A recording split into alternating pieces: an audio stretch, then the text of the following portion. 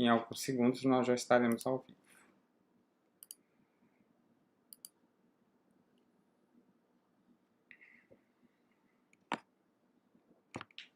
Boa tarde a todos, sejam bem-vindos ao workshop Biologia Remota, Educação Científica em Tempos de Covid-19, né? Nesta tarde de atividades, nós temos a presença, né, da professora doutora Islane Azevedo, que vai apresentar para a gente uma palestra intitulada Importância da Botânica no Ensino, Pesquisa e Extensão.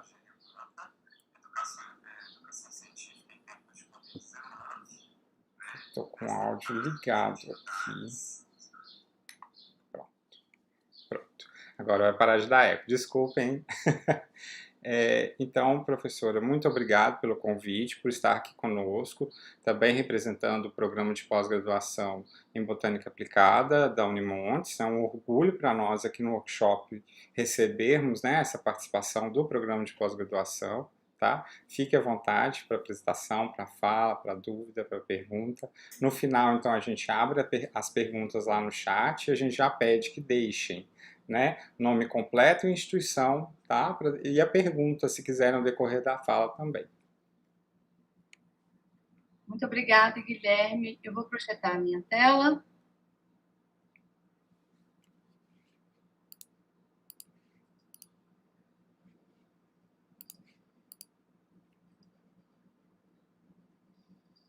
Certinho com a minha tela? Não, ainda não, mas demora um tempinho mesmo. Ok. Deixa eu ver. Aí, ó, já está vindo. Ok. Boa tarde, pessoal. Eu sou a Isla, para quem não me conhece. Eu sou bióloga licenciada. Atualmente, eu sou a coordenadora adjunta do programa de pós-graduação em Botânica Aplicada da Unimontes. Eu agradeço o convite que foi feito para os programas, e em nome do PPG-Bot, eu agradeço pelo espaço que foi cedido nesse evento e para que a gente possa falar um pouco, né, de botânica. E já aproveito também para parabenizar pelo evento que o pessoal tem feito, não só os professores da biologia, mas principalmente os alunos da licenciatura, e os meninos lá de Unai. Eu sei que não é fácil, né, fazer um evento, e pelo dinamismo que tem esse evento, o tempo e as atividades, vocês estão de parabéns. E é muito bom a gente ter essa oportunidade de falar dos nossos programas num evento que tenha um público maior. E quando foi feito o convite para os programas, e aí eu acabei sugerindo como título da palestra Importância da Botânica no Ensino, Pesquisa e Extensão. Hoje eu percebo que é uma grande responsabilidade de falar da importância da botânica, mas como fui eu que sugeri o tema, né, agora eu que lute para mostrar essa importância para vocês. Então, eu vou falar um pouco do que a gente tem feito no programa de pós-graduação, mas também as nossas ações, as nossas atividades acabam sendo feitas também na graduação. Então, só para introduzir o porquê do título, né, da palestra, vou falar um pouquinho do programa. O nosso programa ele tem um mestrado acadêmico em Botânica Aplicada. Nós somos um programa muito novo, temos apenas 1 ano e meio de funcionamento. Nós temos mais tempo tentando abrir o programa do que de funcionamento. Mas nós já estamos muito satisfeitos com as nossas atividades, os nossos trabalhos e os nossos resultados, porque os professores estão todos engajados em fazer o melhor e isso reflete também nos nossos alunos. O nosso programa ele tem como objetivo formar os recursos humanos e que os nossos alunos tenham a capacidade de conhecer e utilizar a diversidade vegetal, principalmente dos biomas que estão presentes aqui em Minas Gerais e aqui na nossa região, Lembrando que nós estamos em uma região de transição ecológica, onde nós temos a presença aí de 3 biomas, a Caatinga, o Cerrado e a Mata Atlântica, o que faz com que a nossa flora seja mais diversa ainda, né?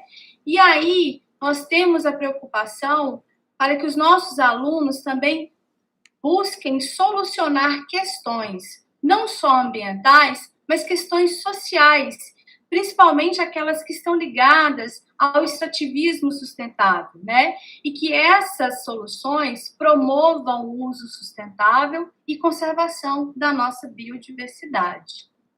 Então, a nossa missão é formar um profissional que seja altamente qualificado e que esse profissional ele possa utilizar todo o conhecimento que foi adquirido durante a sua formação na área da descrição, organização e uso da botânica para esses 3 pilares que nós temos: ensino, pesquisa e extensão.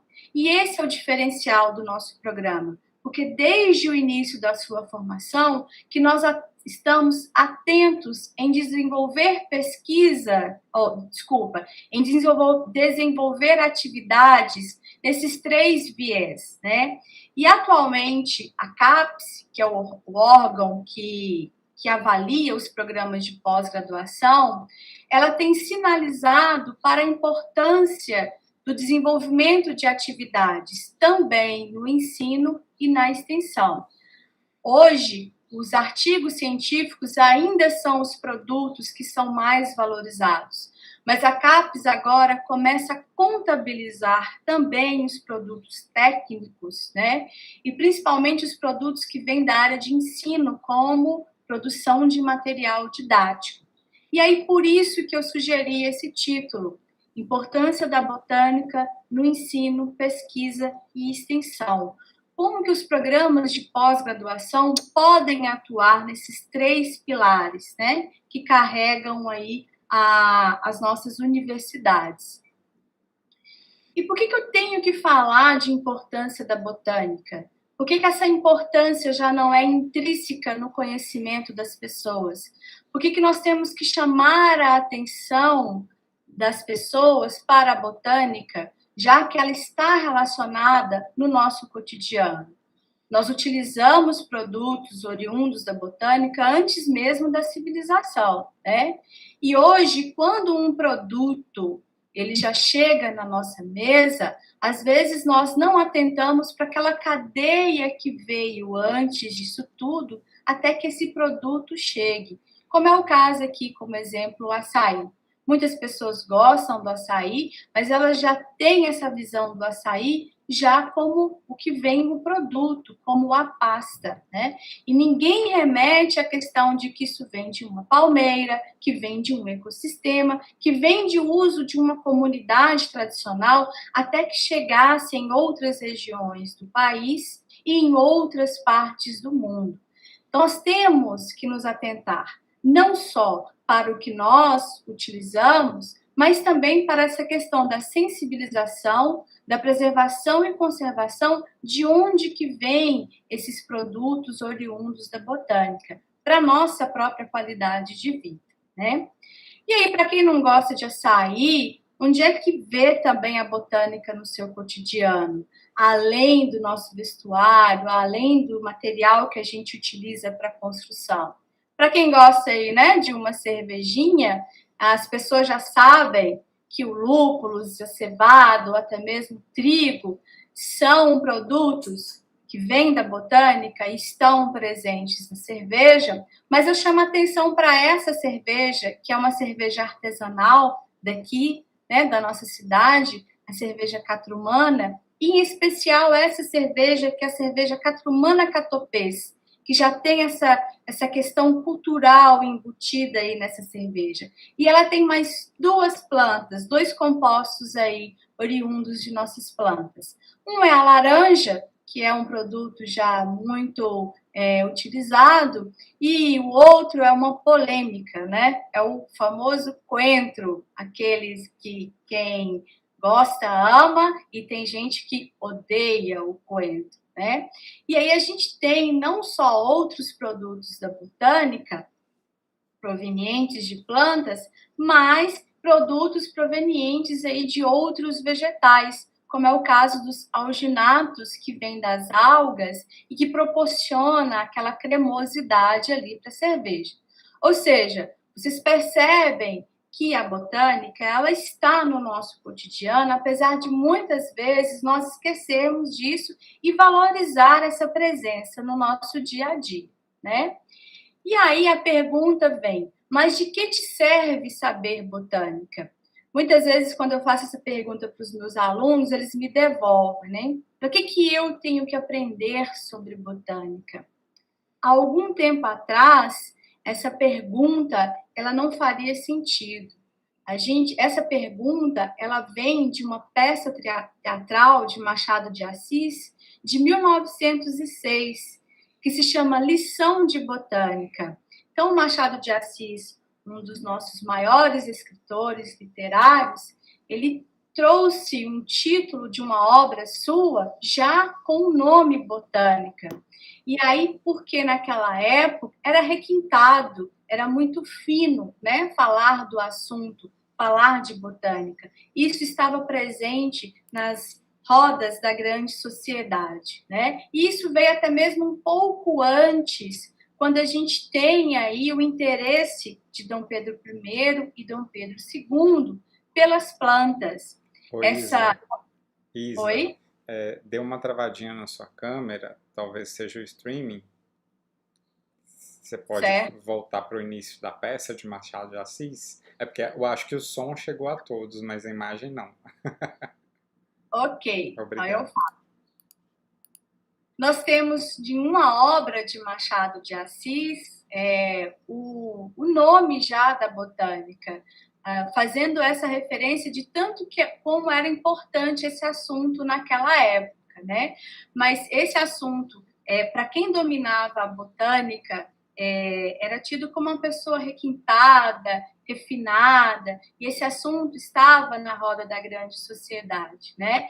E isso veio até mesmo um pouco antes, quando Dom Pedro I e Dom Pedro II já mostravam o interesse pelas plantas.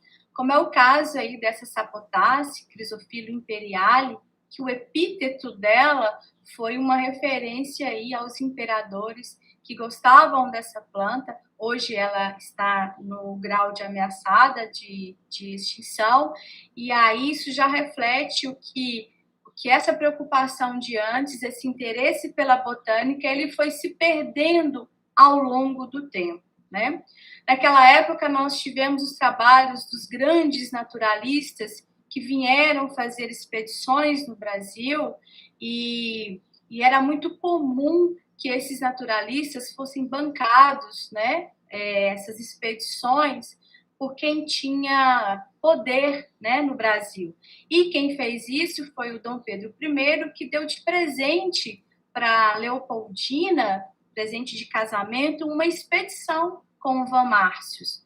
O Van Márcios é um naturalista muito famoso, ele esteve, inclusive, aqui em Minas Gerais, fez várias coletas, e uma das suas maiores obras foi o resultado disso hoje, a Flora Brasiliensis, que ela está online, né? Você consegue acessar todo o acervo, todas as descrições e pranchas que Van Márcios e a equipe dele fez durante essa expedição. São mais de 23 mil espécies de plantas que estão reunidas e descritas nessa Flora Brasiliensis, mostrando a importância que a botânica tinha, né, lá atrás. E nessa época, o Van Márcios, quando ele fez a sua expedição, ele já coletou a Paulínia cupana.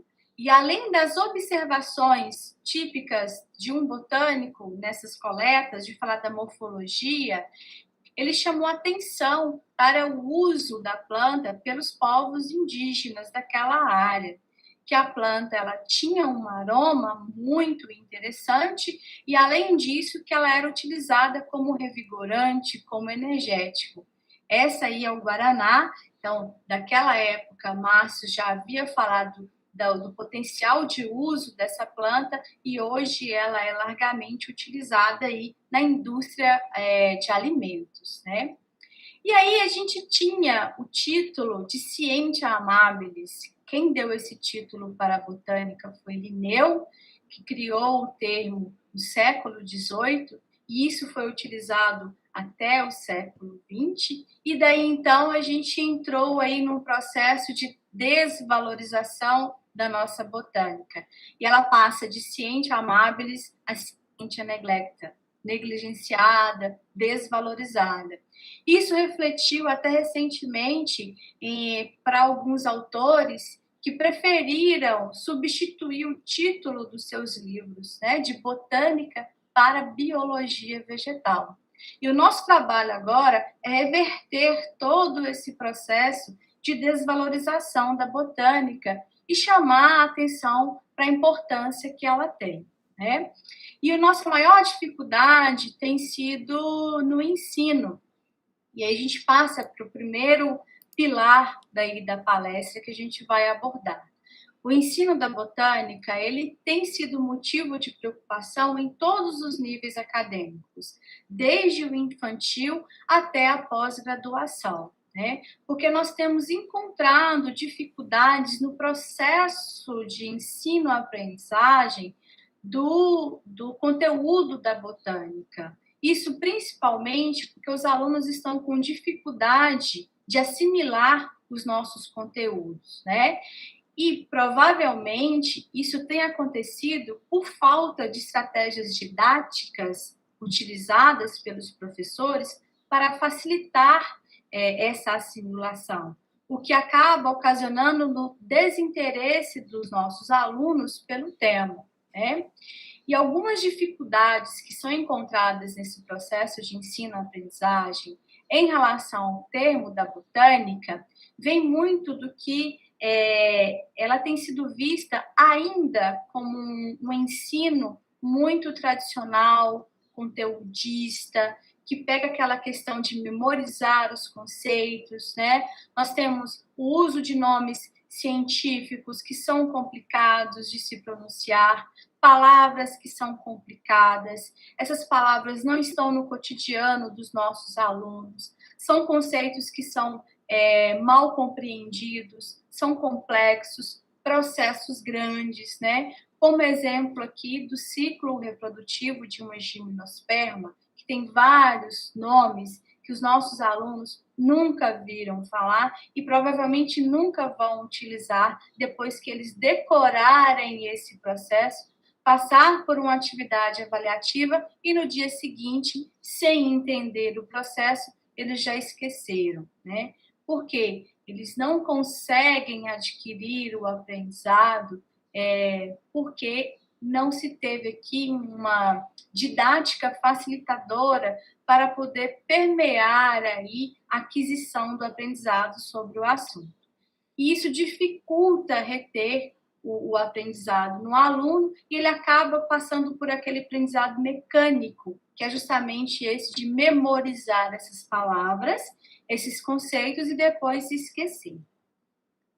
E aí esse desinteresse dos alunos pelos termos, pelos assuntos da botânica é motivado por algumas questões, né? Eu elenquei algumas aqui, mas são várias.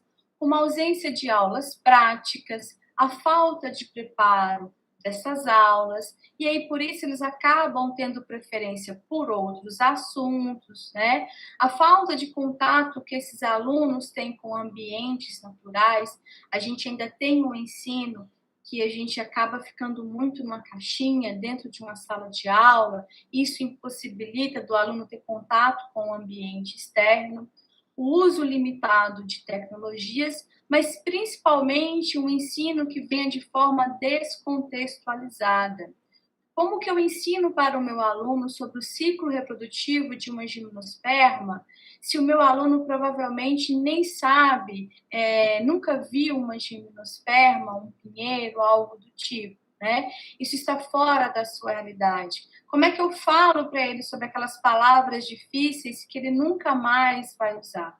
Então, nós temos que estar atentos para fazer essa contextualização do que a gente tem falado para o aluno com o seu cotidiano e principalmente com a sua questão regional. O que nós temos da nossa flora regional que a gente possa ensinar para eles, né? E aí a gente enfrenta uma dificuldade de transposição didática nas séries finais pela falta de interesse dos alunos, e isso vem acumulando, né, desde as séries iniciais, onde a gente tem a dificuldade, provavelmente pela falta de material didático. Se os termos da botânica são complicados para séries finais, para séries iniciais, isso é um problema maior ainda. Então, como ultrapassar essa barreira? Com materiais didáticos que sejam de fácil construção, que sejam de recursos baixos que possam ser utilizados, mas que sejam ferramentas práticas para que a gente possa trazer o aluno para dentro do assunto da botânica. E aí, a gente acaba passando por esse processo num efeito cascata, né? Os professores, eles não se sentem confortáveis ao apresentar o conteúdo da botânica, provavelmente porque durante a sua formação como professor, ele não teve tanta prática, tanta habilidade em desenvolver ferramentas pedagógicas, alternativas didáticas, e a gente vai falar um pouquinho disso um pouco mais para frente.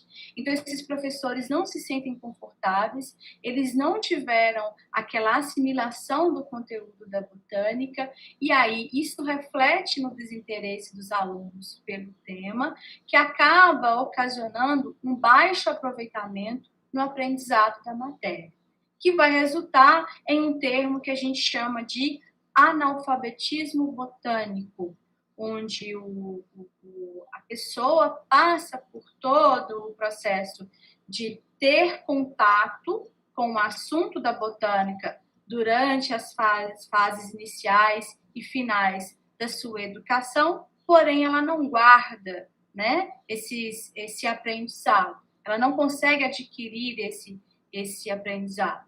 E aí a gente tem o reflexo disso. Agora, no ano passado, só para dar um exemplo prático de analfabetismo botânico, a Amazônia ela ganhou destaque na mídia internacional por causa dos incêndios que aconteceram aqui, né?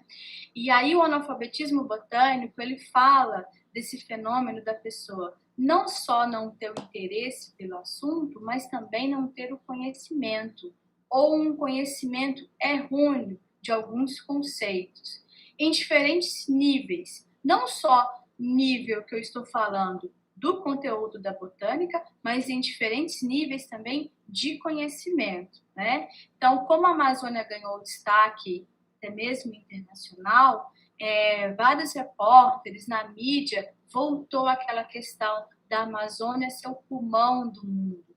Muitos apresentadores acabavam falando isso, pessoas que estavam dando entrevista, e a gente sabe que isso foi usado de forma errada, né? E aí falar mesmo do que era a Amazônia, poucas pessoas acabavam abordando para dar importância desse ecossistema, de falar que ela é fundamental para regular o nosso clima, que ela é uma grande fonte de estoque de carbono, que ela é, sim, a maior floresta em termos de biodiversidade, mas não em relação a ser o pulmão do mundo, né? Que a gente sabe que isso não acontece. E nós tivemos recentemente aí uma polêmica, né, envolvendo um dos nossos ministros, que falou que a Amazônia é composta por 87% de Mata Atlântica. Isso é um exemplo claro de analfabetismo botânico.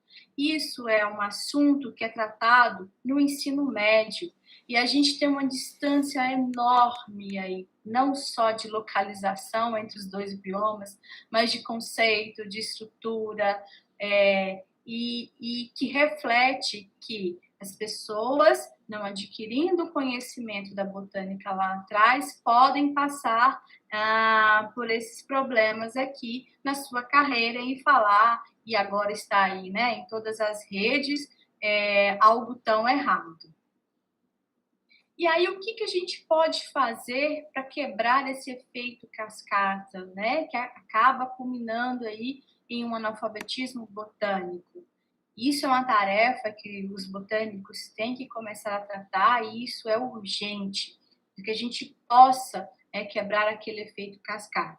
Então, nós temos feito algumas ações, algumas atividades, alguns projetos. E aí, dentro do mestrado da Botânica Aplicada, nós temos agora um programa que se chama Programa Inserção da Botânica, que tem como objetivo desenvolver estratégias, ações e projetos de ensino, pesquisa e extensão para os diferentes níveis de ensino, desde a graduação até a pós-graduação, e que isso também possa ser replicado lá no ensino fundamental, e que essas ações possam contribuir com a reformulação de práticas que sejam inovadoras, para que a gente possa minimizar as dificuldades que a gente encontra nesse processo de ensino-aprendizagem aí da botânica.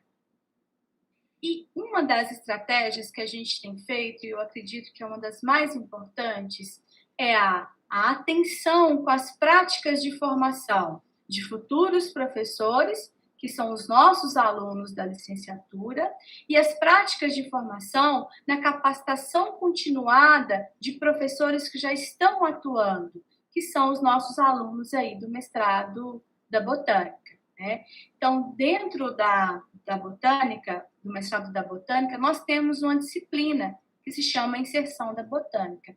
E agora, na licenciatura, no novo PPP, tem a proposta da disciplina também, né, para a graduação.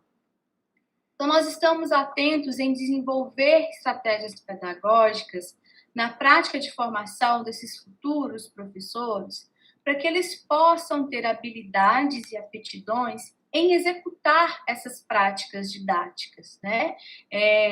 Práticas inovadoras que possam facilitar esse processo de ensino-aprendizado dos conteúdos da botânica. Então, aqui nós temos os alunos da licenciatura de UNAI fazendo uma prática de formação na construção de um laminário didático, e a mesma prática foi dada para os nossos alunos de pós-graduação. Então, a gente não tem distinção entre nível, porque a gente entende que nessa questão de didática, a gente consegue atingir os dois níveis, né, sem problema nenhum. E aí, dentro dessas estratégias aí que a gente fala de práticas de formação, em particular com os nossos alunos de licenciatura, nós temos desenvolvido umas práticas que têm dado muitos resultados bacanas, e isso acaba tendo como produto material didático, né? Como foi feito com os alunos de UNAI, da disciplina de Anatomia Vegetal, a produção de um modelo didático tridimensional da anatomia foliar de espécies da nossa região. E aí, o que acontece? Quem não tem habilidade, né, no manuseio de massinhas para poder fazer um modelo tridimensional tão bacana, a gente tem outras ferramentas também, não é mesmo? Como a gente fazer aqui, ó, como se fosse um quebra-cabeça montado em EVA, e ali tem aquele tecido que é o carrapicho, para que o aluno possa vir montando a posição das células dos tecidos vegetais, né, de acordo ali com o formato da célula. Isso também pode ser feito até mesmo a nível de tecidos, de acordo com o órgão da planta. Então, são várias alternativas que são empregadas aí para que possam ser desenvolvidos material didático, né? Como dos meninos da disciplina de vegetais inferiores daqui de Montes Claros, fizeram os jogos de tabuleiro para poder falar dos primeiros vegetais, né? Das algas, das briófitas, das pteridófitas. E aí, nesse caso, eles desenvolveram jogos, e com essa questão da gamificação, do processo em que você se encontra num processo de ensino como um jogador da competição, isso acaba aguçando ainda mais o interesse dos alunos. E a importância dessas práticas de formação é que os nossos alunos da licenciatura, eles aprendem o conteúdo, não só na parte teórica, nas aulas práticas, mas também desenvolvendo, construindo e aplicando esse material didático, né? A partir do momento que eles têm que fazer esse processo, eles acabam adquirindo mais e mais o conteúdo. E outra estratégia que nós temos, que tem dado muito resultado, é essa integração entre os alunos da pós-graduação com a graduação. A gente entende que pode haver uma troca aí de experiência, uma troca de conhecimento entre eles, e quando a gente junta esses alunos, nós é que temos a ganhar, né? Porque tudo que a gente propõe para eles, eles executam com uma certa facilidade, com um certo empenho, em que resulta em boas ações, né? Como a gente teve aí na nossa participação no Biotemas. O que foi produzido pelos alunos da graduação, o que foi produzido pelos alunos da pós-graduação, e isso pode ser levado para os alunos da educação básica, para as escolas públicas, quando a gente une a universidade e escola aí com a participação no Biotemas. E aí é importante divulgar os trabalhos que têm sido realizados e mostrar não só para os alunos, mas também para os professores, que a gente pode ensinar botânica de um jeito um pouco mais atrativo, né? E aí, para nossa surpresa, quando a gente expõe isso no nosso stand, a gente desperta um grande interesse nos alunos. Então, eles buscam o stand, eles querem saber o que é aquele material. O que antes a gente já chamava atenção somente com o microscópio, hoje a gente chama atenção também com o material didático que foi produzido. Isso acaba acarretando aí em outra estratégia que é muito importante, que é a produção científica sobre a produção, sobre o desenvolvimento dessas didáticas, né? Então, os alunos aí da licenciatura, eles desenvolvem a parte não só da prática de formação, desse processo de didática, mas eles acabam tendo essa experiência na escrita científica de um assunto em que eles executaram. Né? Isso acaba estimulando os nossos alunos da licenciatura a também desenvolverem produtos científicos. E aí, um dos projetos que nós temos no programa de inserção da botânica é a produção de material didático para o ensino da botânica.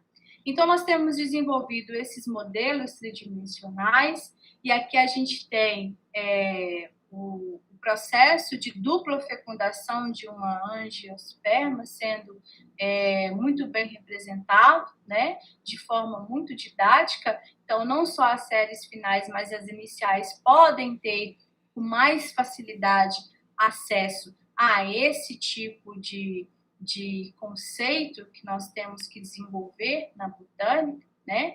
Mas lembrando, quem não tem o domínio para fazer esse tipo de material pode fazer um material mais simples, como foi esse que os meninos fizeram, em que você monta como se fosse um quebra-cabeça, ou até mesmo você desenvolver um trabalho no computador e depois você levar isso para uma impressão no papel cartão, né, que seja mais bem elaborado, como foi o caso dos jogos aí que os alunos desenvolveram.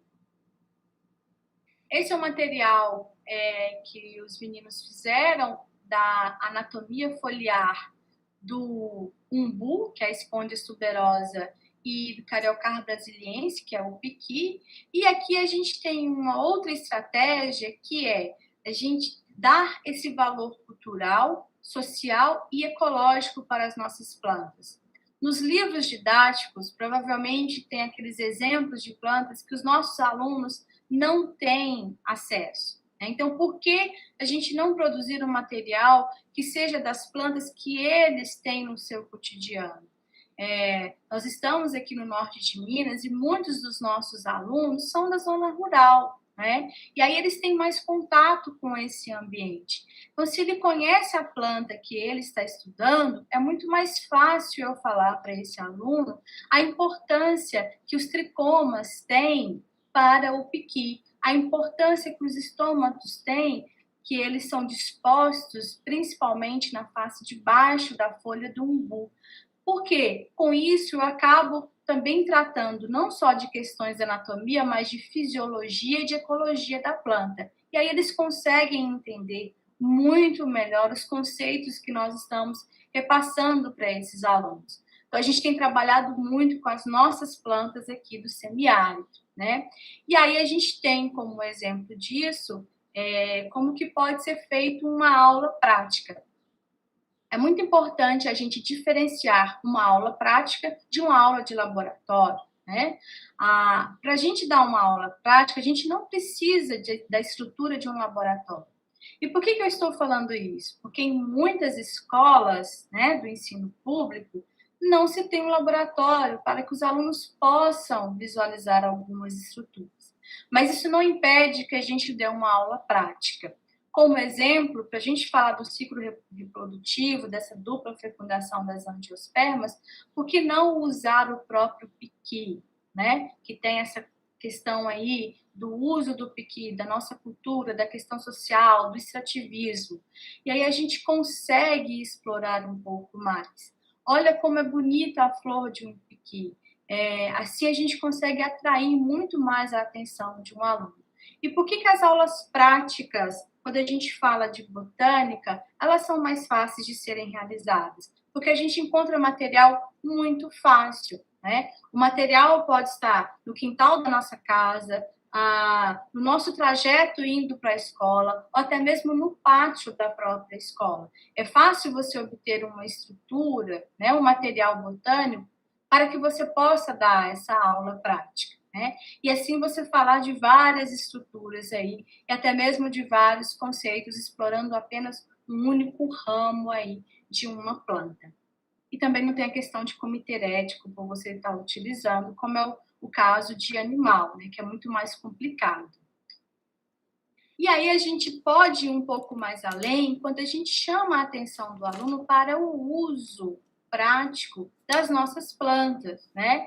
Então, aproveitando o gancho aí do piqui, nós temos muito essa questão aqui do piqui, dele ser consumido como o próprio fruto coletado, mas ele também ser consumido como uma conserva, já um produto de uma escala final, né? E até mesmo aí que a gente tem um produto mais refinado, que veio uma edição especial dessa cerveja, que trouxe o piqui também como um produto que foi utilizado na sua composição. Então, nós fizemos, em um desses eventos, uma exposição de essicata, que os próprios alunos confeccionaram a essicata de plantas que são daqui da região. Elas foram expostas em um varal de sisal, né? E embaixo de cada essicata a gente colocava exemplos de uso prático aí dessas plantas. E aí, com isso, os alunos correm atrás de saber onde é que está a botânica do nosso cotidiano. Não só nos livros didáticos, mas onde é que a gente utiliza esses produtos, né? No nosso dia a dia. E um outro projeto que nós temos na inserção da botânica, aí esse requer um pouco mais de técnica, um pouco mais, precisa do laboratório para ser efetuado, né? Que se chama O Olhar no Mundo Invisível das Plantas.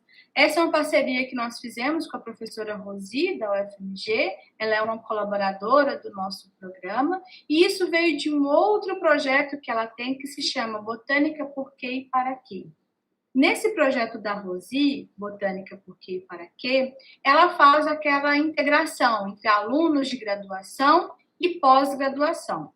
E aí, nesse projeto, os nossos alunos, né, foram para lá, para a UFMG, ficaram lá 2 semanas e eles desenvolveram, juntamente com os alunos de pós-graduação da professora Rosi, um protocolo utilizando técnicas mais simples no preparo de lâminas das nossas espécies aqui do semiárido. E aí a gente tem agora esse novo projeto, Um Olhar no Mundo Invisível das Plantas.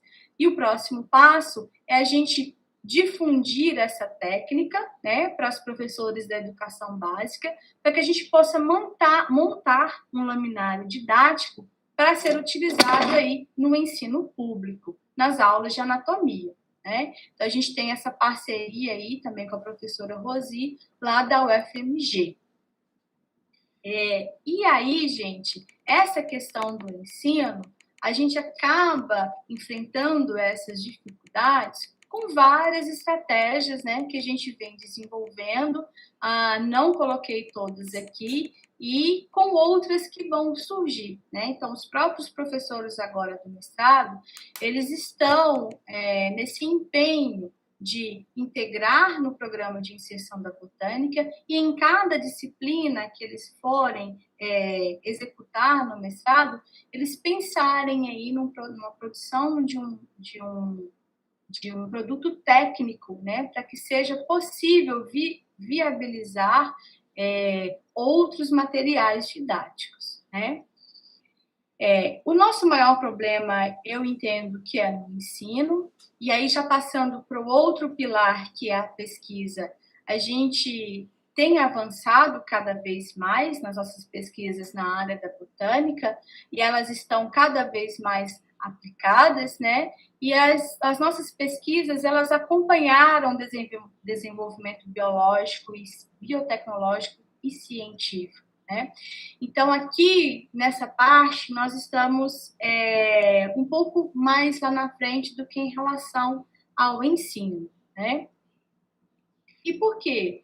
Porque agora as pesquisas da botânica aplicada, elas já despertam um certo interesse, principalmente da indústria farmacêutica, a mais interessada. Porque essa indústria, ela precisa dominar o mercado e está sempre colocando produtos inovadores. E produtos que tenham medicamentos com maior eficiência, menos efeito colateral e maior facilidade de uso, tem vindo principalmente oriundos da botânica, né? Hoje, 25% de todos os fármacos receitados provém de fontes botânicas. E aí, para mais uma polêmica, eu gosto de colocar polêmicas nas minhas palestras, porque também é uma estratégia didática para chamar atenção. Vocês acabam se cansando da palestra, eu falo que é polêmica, todo mundo já fica ligado, né?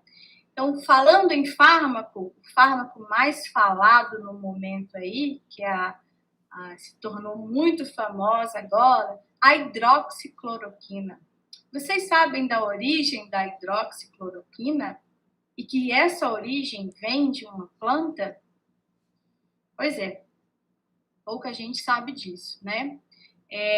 Nós temos pesquisas que são altamente aplicadas à identificação de compostos bioativos. Esses compostos, eles podem ser utilizados nos fármacos, como é o caso da quinina. A quinina é um alcaloide, aquele que dá aquele gosto amargo da água tônica. A água tônica também agora está famosa com essa modinha aí de tomar tônica, gin tônica, né? Então, aquele gosto amargo da água tônica vem da quinina.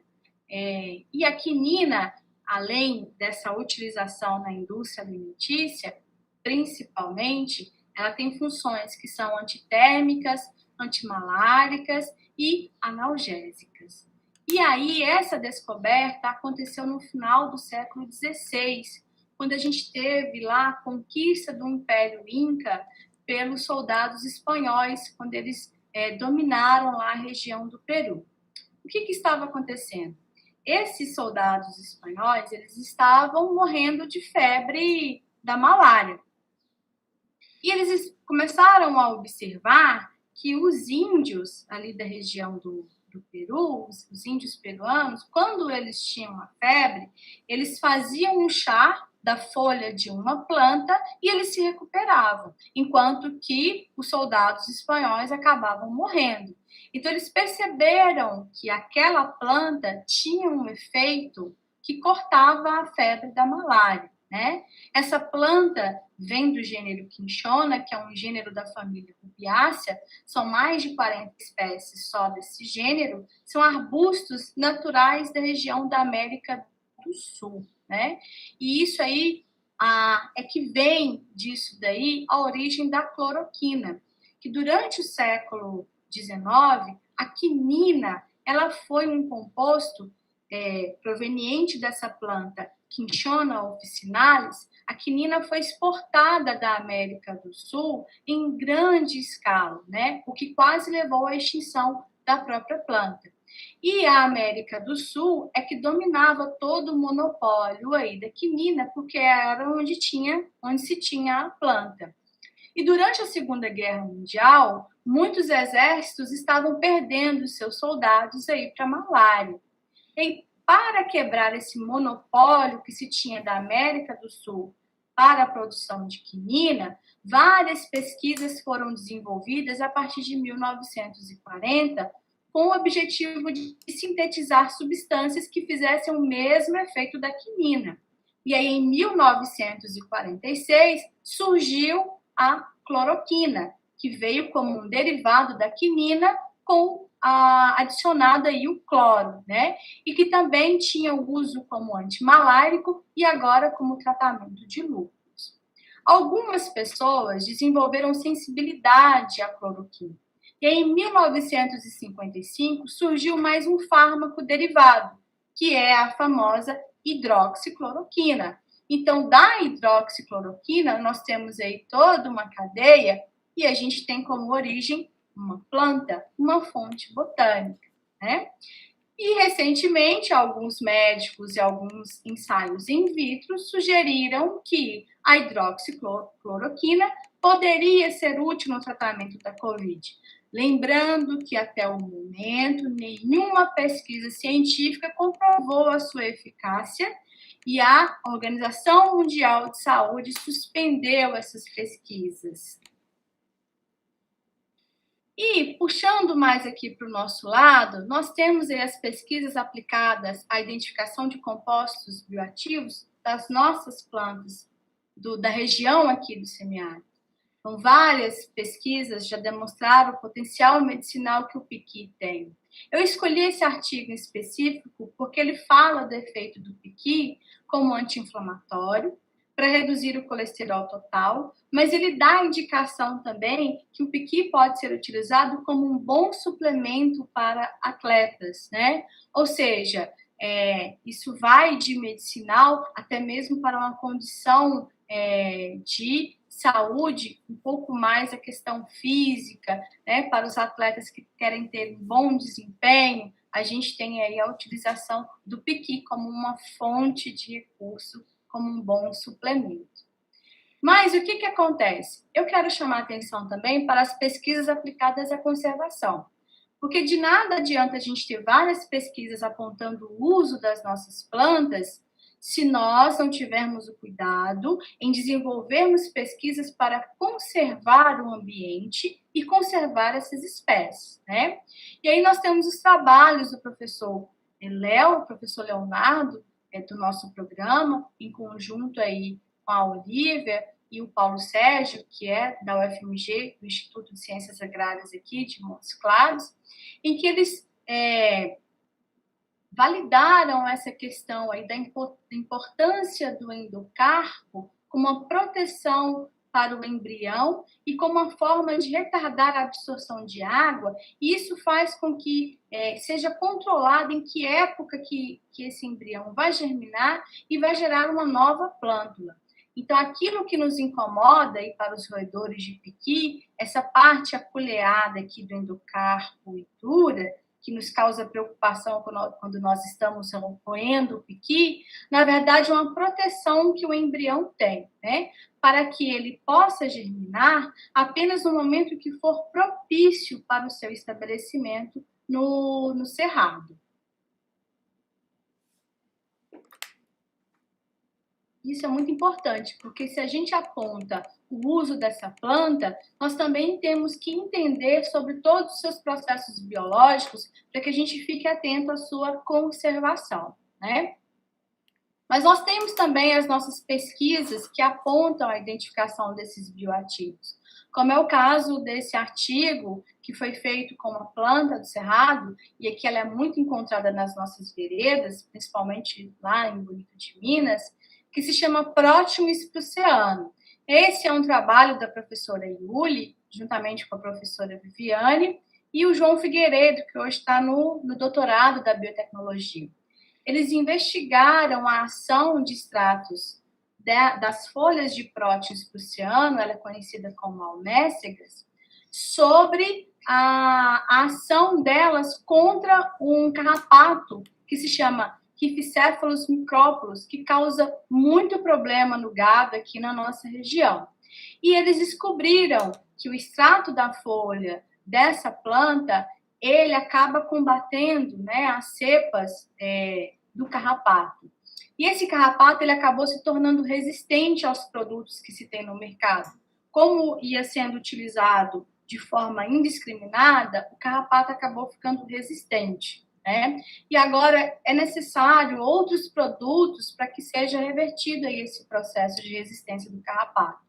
E uma planta aqui da nossa área se mostrou eficiente aí e ela pode ser utilizada como um agente alternativo para o controle desse carrapato que causa estragos econômicos aí na nossa pecuária.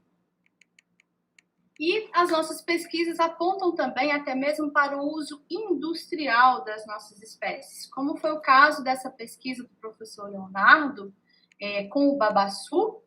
O babaçu é uma palmeira que a gente tem aqui também, muito comum no nosso cerrado, e eles avaliaram a qualidade e a estabilidade do óleo que o babaçu tem para ele ser utilizado como no uso agroindustrial, né, como biocombustível. Então, eles testaram e avaliaram essa alta qualidade, né, uma vez que o babaçu ele foi cogitado para ser incorporado aí em programas de produção de biocombustível. Então, foi atestado a qualidade do óleo do babaçu para essa utilização, né?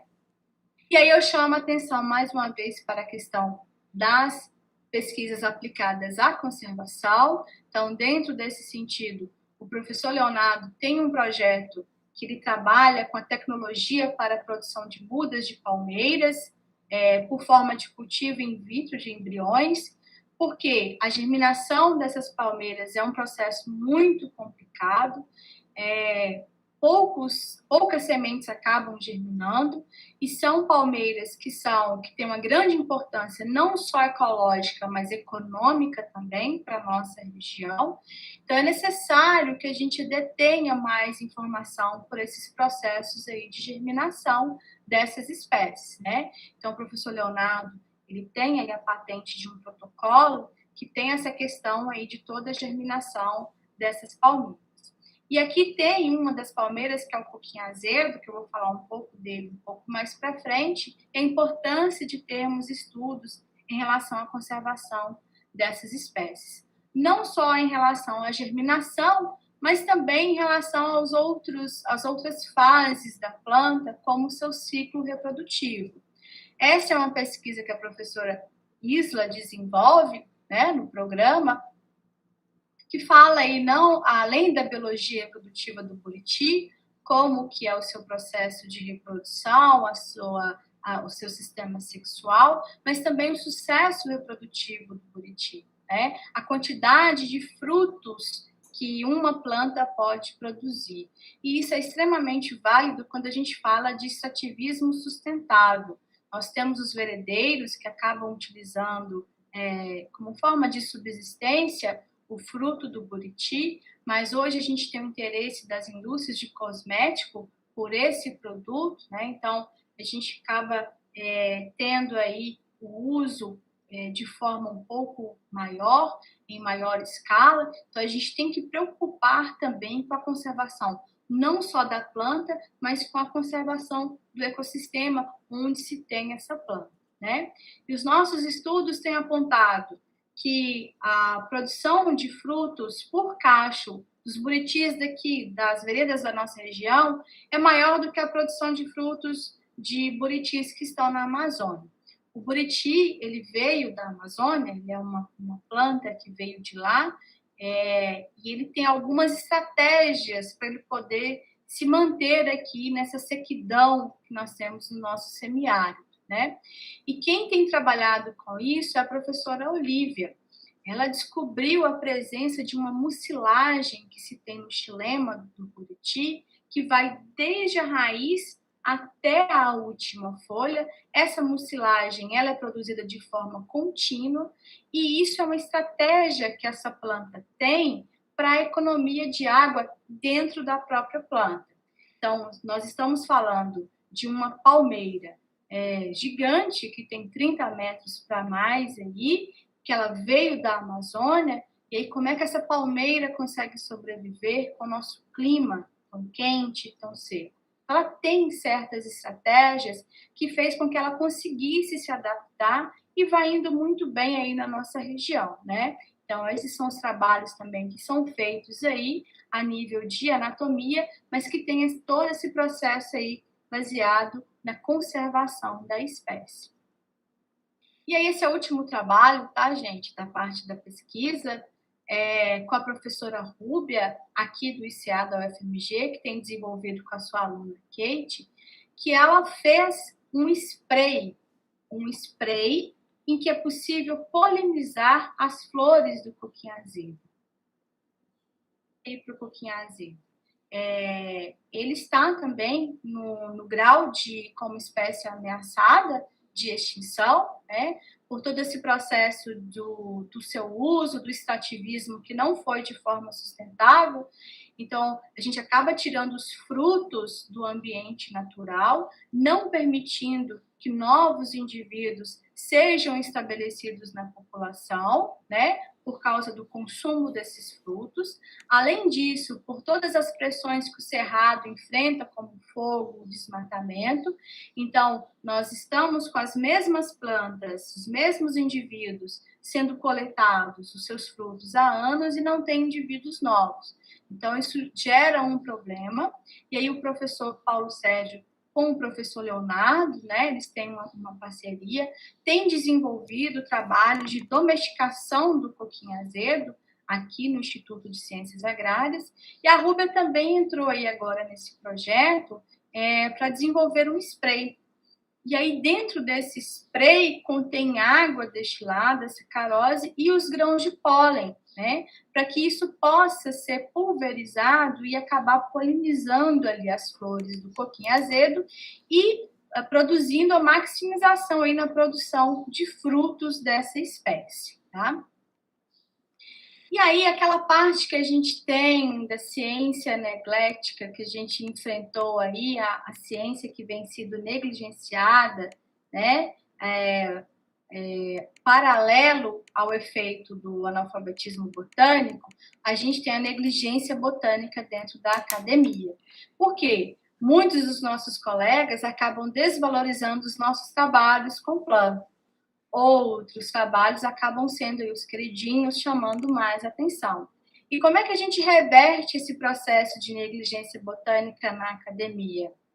Promovendo eventos, falando das nossas pesquisas, dos nossos projetos, dos resultados que nós temos encontrados e da importância que se tem a pesquisa na botânica aplicada. Como o primeiro evento que nós fizemos, né, da botânica aplicada em 2017, isso foi no auditório da Unimontes, nós tivemos que encerrar as inscrições por limitação do auditório. Para nossa surpresa, o nosso público foi muito grande, então a gente ainda chama a atenção, a gente consegue atrair um público para o nosso assunto, para as nossas pesquisas.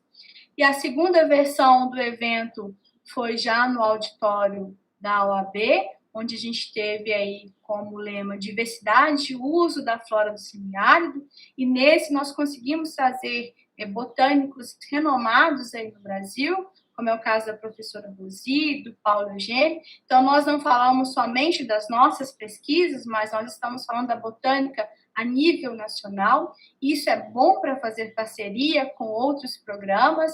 e para que os nossos alunos tenham contato também com essas pessoas, né? E com esse evento que vocês estão fazendo, que estão de parabéns pelo evento, eu agradeço mais uma vez o espaço que vocês cederam para que a gente possa falar da importância da botânica e assim a gente consegue reverter todo esse processo que tem sido de negligenciar a botânica. Muitas das pessoas que estão me ouvindo não são da área, né? Mas eu espero ter despertado esse interesse, né? Passado um pouquinho dos trabalhos que nós fazemos, a importância que isso tem. E aí eu entro no último pilar que nós temos, que é a extensão. Como as nossas pesquisas já estão avançadas, nós temos grandes resultados, o problema é como esse conhecimento científico que foi gerado possa ser repassado para uma linguagem mais acessível e mais compreensível para a população, para a sociedade. Então, eu consigo reverter o problema da negligência botânica no meio acadêmico, e aí eu passo isso para a sociedade. Eu tenho que mostrar para a nossa população a importância das pesquisas que nós estamos fazendo. Por quê? Porque eu preciso da população do nosso lado, né? Para valorizar as nossas pesquisas. E aí, a gente passa, paralelo ao analfabetismo botânico, negligência botânica, a gente passa aí por um outro processo na sociedade, que é a nossa famosa cegueira botânica. Então, quando eu apresento esse slide para os meus alunos, eu pergunto para eles, o que vocês estão vendo nessa imagem? A primeira coisa, Simba, Timão e Pumba. E aí, quando eles se dão conta que eu estou falando de botânica, que a professora da botânica, Isla, tem plantas também, né? Então, mais uma vez, a planta vem apenas como um cenário aí para os nossos queridinhos, porque eles chamam mais atenção, porque se movimentam, porque são filhotes, porque tem pelos, né?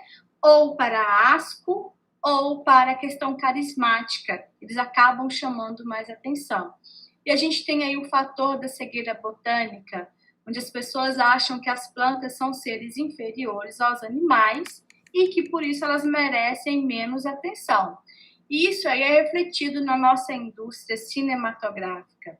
Mas também, né, gente, como não dá atenção para um filhote de urso panda? É complicado uma planta, né, poder chamar atenção mais do que uma coisa tão linda quanto essa.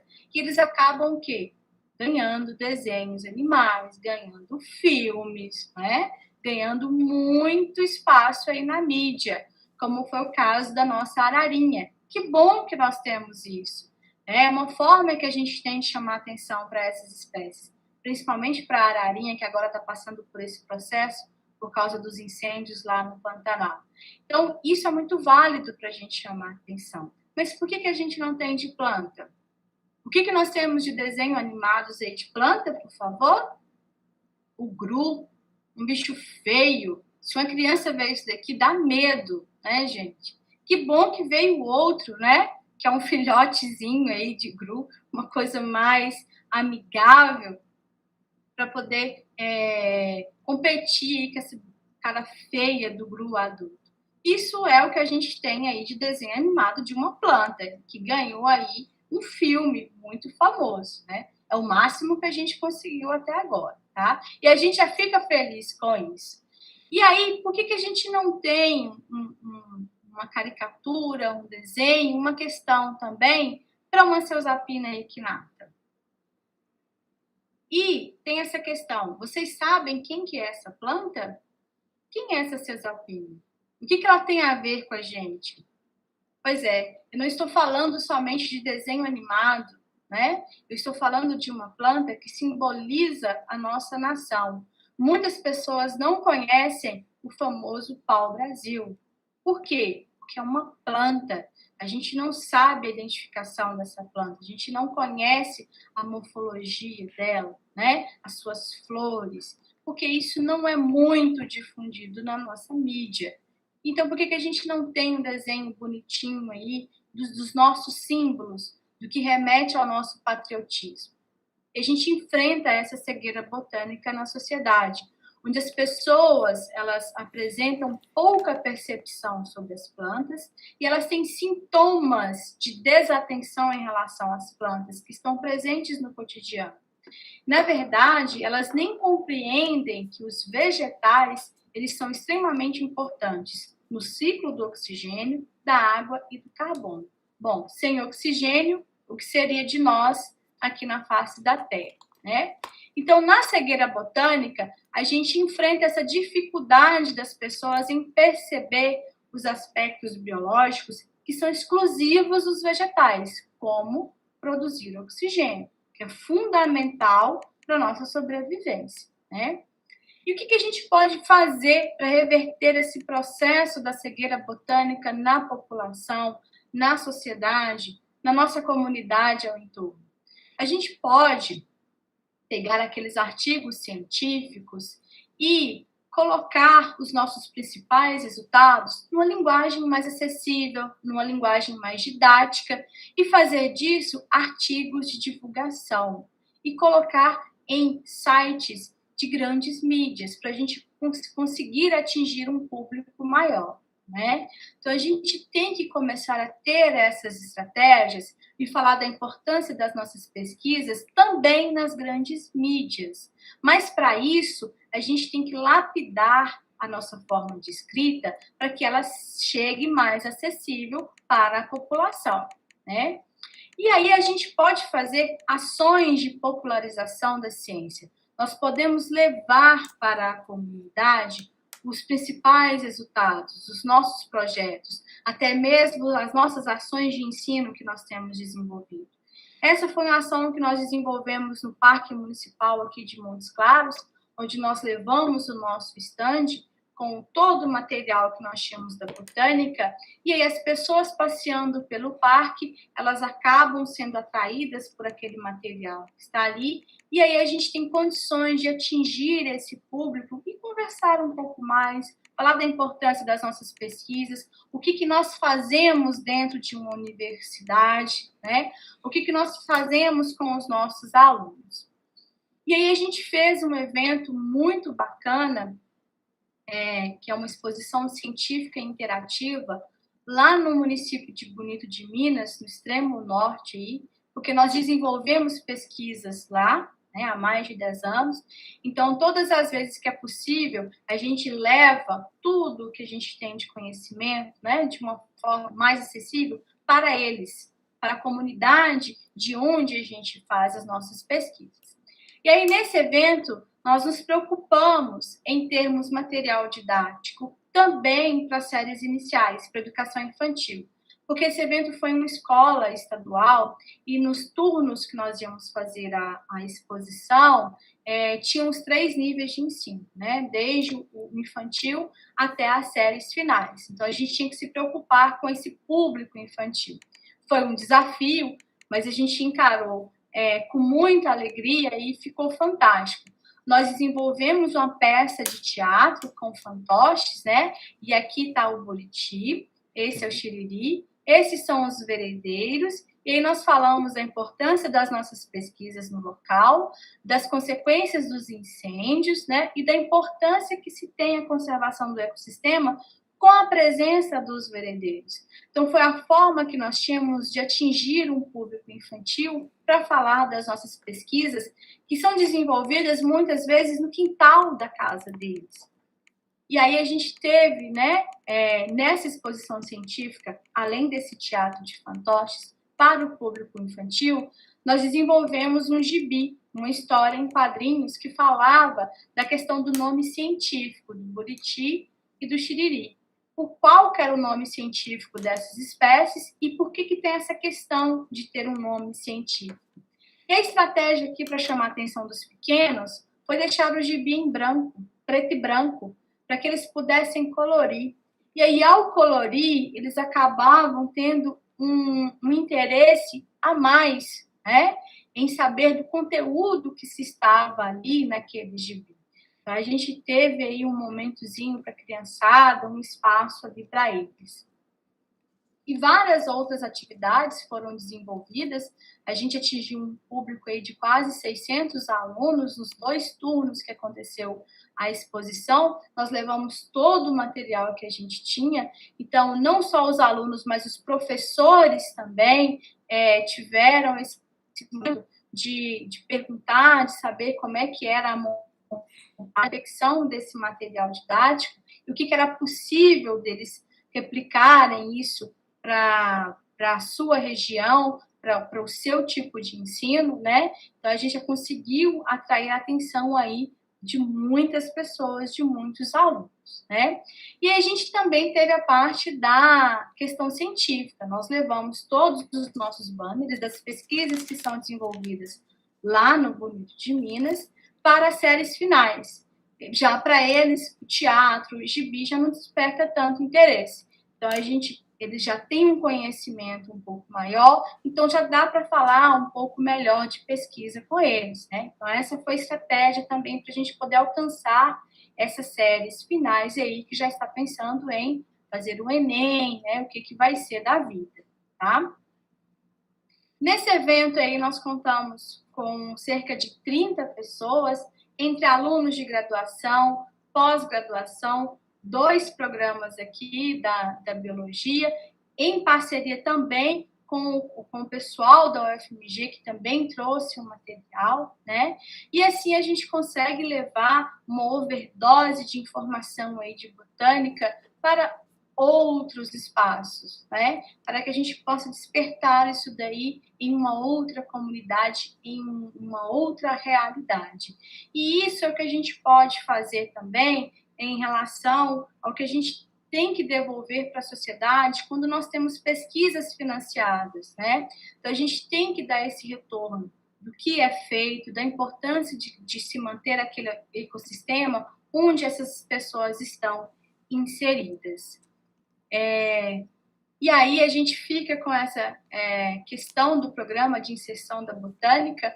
Isso é um pouco do que a gente tem desenvolvido na parte do ensino, pesquisa e extensão. O programa ele é um guarda-chuva para que a gente possa absorver várias ações, vários projetos e várias estratégias, né? Que a gente possa cada vez mais difundir aí os trabalhos da botânica, tá? E era o que eu tinha para falar para vocês. Às vezes é muito difícil a gente conseguir atrelar a atividade no ensino, na pesquisa e na extensão. Às vezes os nossos colegas têm mais habilidade com a pesquisa, outros mais com a extensão, né? Às vezes a gente acaba tendo mais atividade de um lado do que de outro, mas o mais importante é que a gente faça essas atividades nos 3 pilares, para que a gente possa levar a importância da botânica. E era isso, gente. Espero que vocês tenham gostado.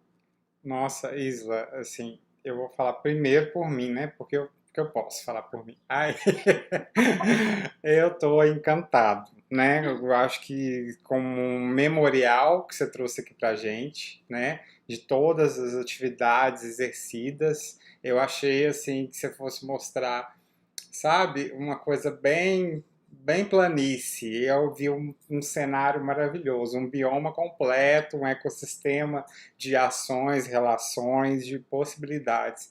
Então, assim, de todo o meu coração, de professor para professor, meus parabéns. Vocês têm o meu reconhecimento, o reconhecimento de todos os membros, né, todos os colegas de departamento.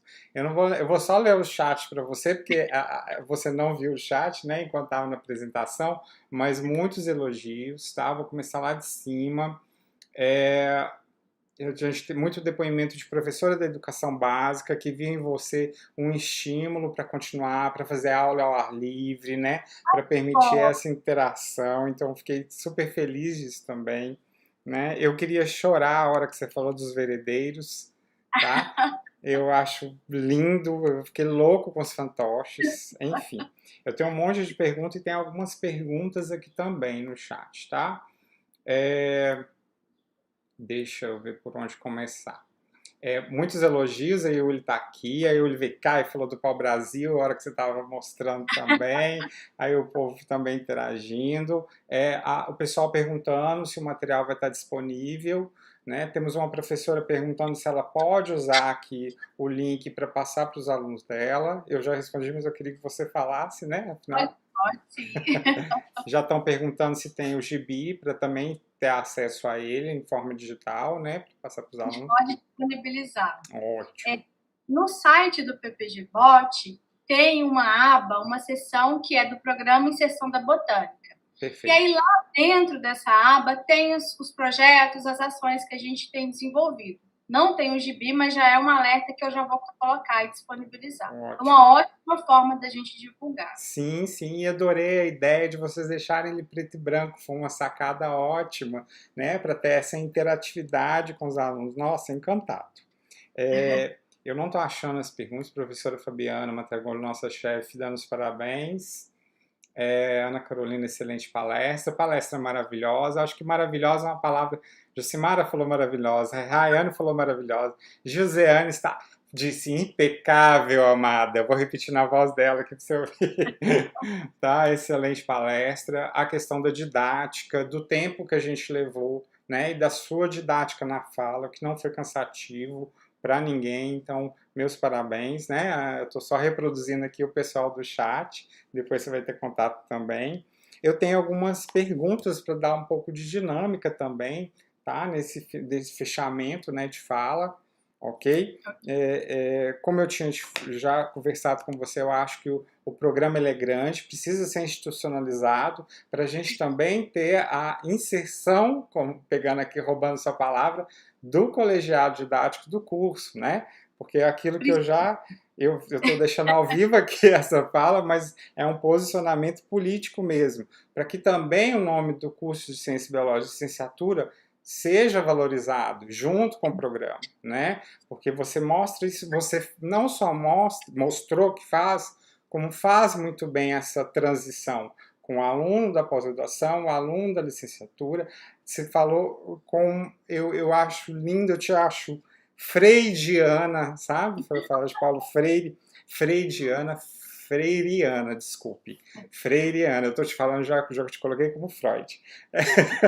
Te acho freiriana quando na sua abordagem você usa as plantas nativas para construir um modelo didático tridimensional. Parabéns, porque Paulo Freire diz isso. Eu não vou alfabetizar um menino com uma planta, um animal, que ele não tem contato, ou com bola, ou com cachorro. Se ele é filho de pescadores, então eu tenho que falar sobre rede de pesca, anzol, né? Eu tenho que aproximar o vocabulário do usual do aluno.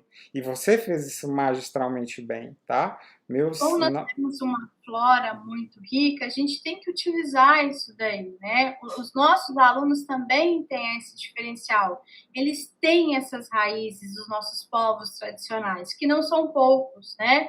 Os quilombolas, os veredeiros, os barranqueiros, a agricultura familiar. Então, a gente tem que trazer isso para a realidade deles, para falar de anatomia, para falar de fisiologia, para poder conseguir compreender melhor esses processos com que eles veem no quintal deles. Né? Com relação a uma fala sua, que você falou assim, porque para trabalhar com planta a gente não tem comitê de ética. Pois é, mas temos o CIGEM. E o CIGEM, ele é importante nesse aspecto também. Eu sinto falta dos trabalhos que eles estão mais alicerçados, trabalhos de botânica no ensino, tá? Que eu estou falando aqui. Dessa despreocupação com o no CIGEM. Veja bem, que se a gente, por exemplo, pega os fantoches lá e quer produzir esses fantoches ao nível comercial, é claro que a gente precisa institucionalizar, passar pela Padenor, e para isso a gente também está com outro projeto no colegiado que é fazer o Educalabs, né, que é essa incubadora para poder ter recolhimento financeiro e também sustentar a ideia de comercializar esses produtos, né, esses processos. Então eu acho que seria também um alarme, tentar fazer uma rede de comunicação de como seria o registro via SIGEM de um projeto de ensino. Né? Olha para você ver que loucura, porque a gente já está acostumado, nós fazemos isso muito bem com pesquisa, mas e o ensino? Né? Se você quiser falar alguma coisa sobre isso, fica à vontade.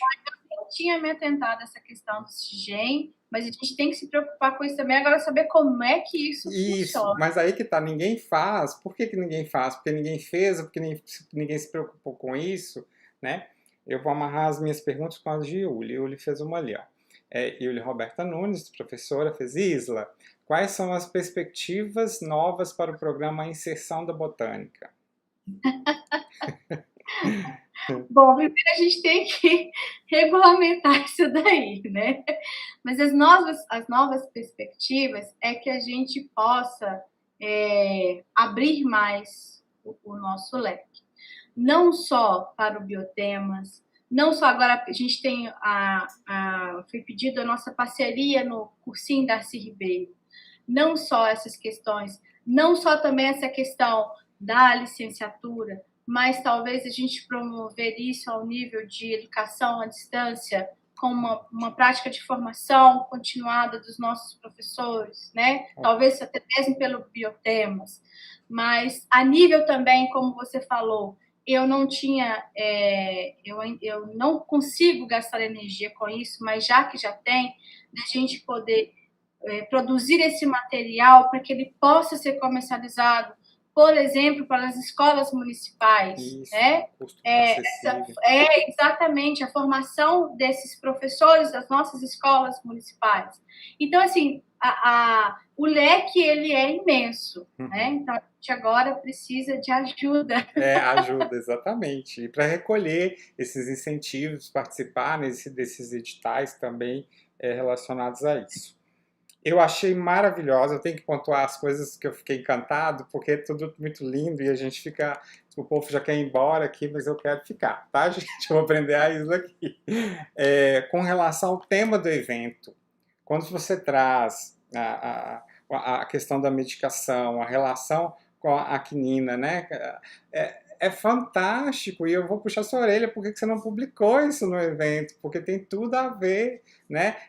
Guilherme, falta de tempo, que a gente estava com outro evento do programa, Sim, fiquei naquela, eu pedi os meninos, eu já não tenho mais força, sabe? mas aí que tá, porque às vezes um professor de educação básica, ou mesmo um professor de educação superior, se pergunta como é que eu vou amarrar botânica com Covid-19, porque agora Covid-19 tem tudo pra falar. E a gente tem aí esse gancho maravilhoso que você fez. Eu acho que como professor eu me sinto eternamente grato por você ter plantado a sementinha, literalmente, com a informação, né, de qualidade, fidedigna, que eu também nunca, até ouvir você falar, eu não relacionaria a quinina com a hidroxiquinona. Então é importantíssimo esse tipo de informação e essa vinculação. Achei que você trouxe isso para o evento maravilhosamente bem.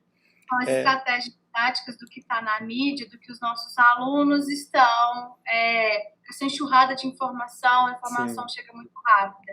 Então, como é que eu vou competir com o que está no Instagram, com nas redes sociais, né? Trazendo isso daí para o nosso universo. Então, as estratégias, né? Maravilhoso, maravilhoso. Com relação ao trabalho, você falou sobre endocarpo do piqui e você usou o termo aculeado, né? E, infelizmente, a gente tem aqui no Gentil Político, no vocabulário regional, a questão do espinho do piqui, né? E trabalhar conceito botânico é importante a gente ressaltar, né? Que a minha discussão não é nem chamar de acúlea, a minha discussão é chamar de espícula, porque é uma estrutura calcária, né? Do endocarpo. Né? Acúleo tem mais a ver com caule, espinho tem mais a ver com folha, então é lá da morfologia. E eu acho importante a gente ressaltar, só isso aí dá uma aula de botânica maravilhosa. E não tem como, né, a gente não pegar. Deu a vontade de comer arroz com piqui vendo sua eu tenho certeza que muitos aqui ficaram também. Foi maravilhosa, tá? Eu vou deixar minhas perguntas, eu tenho mais um tanto aqui, mas é elogio. Vou pedir para você levar o banner da graduação quando você for fazer atividades, não só da pós. Eu achei a ideia de ir no parque fantástica. A gente que está no isolamento social, mas também a gente pode usar outras mídias, né? Como tentar justamente aí ver essa questão do site para articular as atividades, divulgar o gibi, né? Procurar um ISBN, cadê a nossa biblioteca? Agora puxando a orelha da instituição, né? No apoio, cadê o recurso? Para poder divulgar isso melhor, porque é maravilhoso, tá? Conte conosco. Muito obrigado pela generosidade de conteúdo técnico, científico, por ter ido nos 3 pilares da universidade para falar, né? Não é qualquer um que se aventura a falar de ensino, pesquisa e extensão e dá um show. Eu posso dizer que você deu um show nos 3, tá? Meus parabéns, tá? Meu reconhecimento e o reconhecimento de todos nós. Franciele, Isla, te amo, arroz com piqui é o que você faz é maravilhoso. Ó, já fizeram propaganda. Agora já fizeram propaganda. O Wesley Alves Silva, você está realizando um lindo trabalho, professora Isla, ligando o ensino superior com o ensino básico, né? Uma colocação ótima. Então, só agradecimentos. Elizabeth Rachaia. Ótima palestra, Isla. Nos fez ver a botânica com outros olhos. Gracinha desse povo também. Que bom, então, que eu consegui passar a importância da botânica, né? E começar a despertar essas estratégias didáticas. Joseane, parabéns, professora Isla. Excelente explicação e abordagem. Pena que não pode voltar no tempo para ter aulas de botânicas tão interessantes. Eu acho que ela está falando dela, né? Desses novos professores que são formados por vocês. Gracinha, né? Muito bonitinho. Então isso, Isla. Eu vou abrir para considerações finais, tá? Para você fazer os fechamentos, fique à vontade. Agradecer mais uma vez pelo espaço, né, Guilherme? Também a gente, quando você fala de abordar os 3 pilares, bem, não dependendo do evento, você não tem essa autonomia de propor o assunto, né? Nós estamos agora, esse ano, comemorando o jubileu de prata da Botânica da UFV, são 25 anos. E aí nós vamos fazer um evento com os egressos, e aí a gente abriu um grupo só para ensino e extensão e para falar dessa questão da falta que se tem de abordar isso, né, nos programas de pós-graduação. E a minha preocupação, não só com a pós-graduação, mas principalmente com os nossos alunos da licenciatura, para que eles tenham essa vivência dessas práticas de formação, para que quando eles cheguem no programa de pós-graduação, eles já tenham passado por essa fase, né?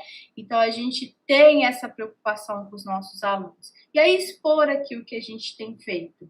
E é isso daí. É uma construção que a gente vai fazer agora, até mesmo não só como professores, né, mas a nível aí de departamento, nível de curso, a nível de pós-graduação, para a gente atrelar todas essas ações aí, para a gente ter mais sustentação para as nossas ações, né? Então, eu que agradeço pelo espaço que foi cedido para a gente falar um pouco da botânica, para falar um pouco do programa, né, para valorizar os trabalhos que a gente faz ensino, pesquisa e extensão. E parabéns pelo evento, tá? A comissão organizadora agradece. Muito obrigado a todos. Mais tarde, então, às 19h10 a gente volta, tá? E muito obrigado, professora. Até a próxima.